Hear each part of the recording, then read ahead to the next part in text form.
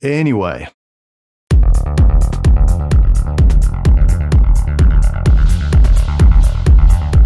one thing's become really apparent during these lockdowns of 100 plus days here in Melbourne, where we've been on stage 4 lockdown for such a long time, is when I look at my social media feeds, particularly Instagram, that are so frustrated, not mild annoyance that I could kind of understand as a base level, like I can't do simple things like go visit somebody I know that's more than a certain kilometre radius away from me.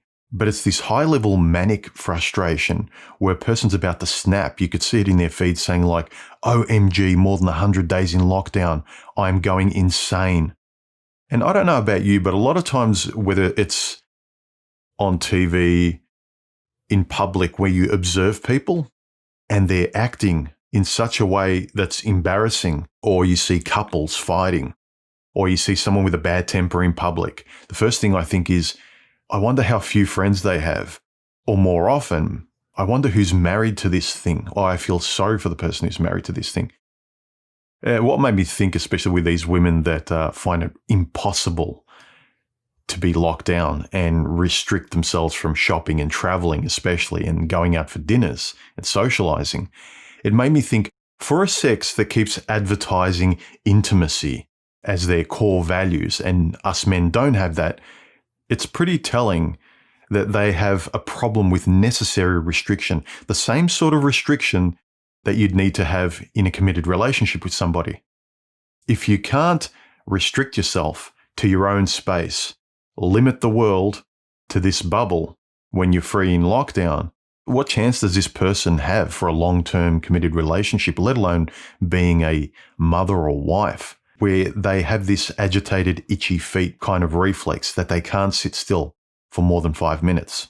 That is, if you can't stand to sit still with yourself, what chance do you have to sit still in a relationship? A committed relationship is a necessary restriction for the things you want to get out of it.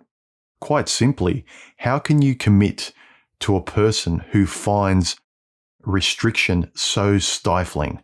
A person that wants complete freedom, that can't actually calibrate in their mind that, yeah, if I want this in life, there's necessary things that I need to admit or restrict myself from so I can get the benefit of that space.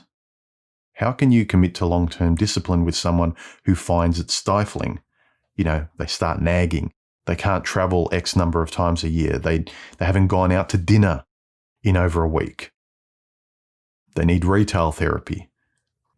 I would contend that these personalities like the appearance of relationships, but not the substance of what a relationship actually is. They like the idea of it in the same way they like the idea of starting their diet on Monday.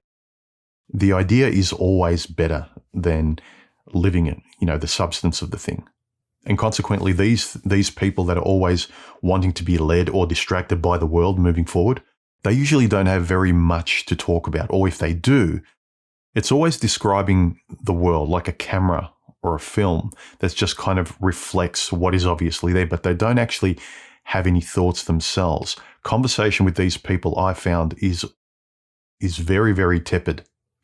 These people are labile sharks moving forward, feeding on travel, dinners, desperate to feel better with Oprah-style self-help memes. They can't get comfortable with the necessary restricted intimacy of a relationship with themselves, a relationship with one other person, a close-knit group, maybe your family or whatever. They find that boring. They find it stifling. They want the world, i.e., they don't want intimacy. You can't be intimate with the world. A lot of people are, and it's good to acknowledge the world. It's good to acknowledge the environment. You see a lot of people grasping for the world as some sort of safe simulacra for the intimacy they should have with the proximal self or the proximal them and their partner or them and their family or them and their close friend. These people that get bored easily, that don't like the necessary restriction that some important things in life would actually teach you, where you can actually learn and grow from sitting still for a moment and looking in the mirror, contemplating I would say these people don't like sitting still, being restricted to sit still because they don't like themselves. This is my estimation from women I've been out with, people I've talked to. They don't like sitting still because they don't like themselves. Otherwise, why would it be that hard? So just some thoughts I had recently about some of the hyperbolic, agitated feeds I see from particularly women at their wits' end because they can't go traveling, they're restricted from shopping and dinners, and they want the lockdown to end because of that. Nowhere is mentioned I can't catch up with my friends. Nowhere is mentioned how the restrictions are stifling in terms of human interaction. It's always about freedom to do stuff out into the world, like to move away from the proximal stillness of you and perhaps a friend or family or loved one. It's always wanting to be free out there in a million different directions. Let me know your thoughts in the comment section below. Don't forget to subscribe, hit the bell icon. It helps me out, helps YouTube share my videos around. Share my videos around on your social media feeds as well. That helps me too. Give me a thumbs up if you like this video. Give me a thumbs down even if you didn't. Comment below, and if you feel like saying thank you, there are donation options below. I really appreciate you guys who have supported my work. I'll talk to you very soon. Bye.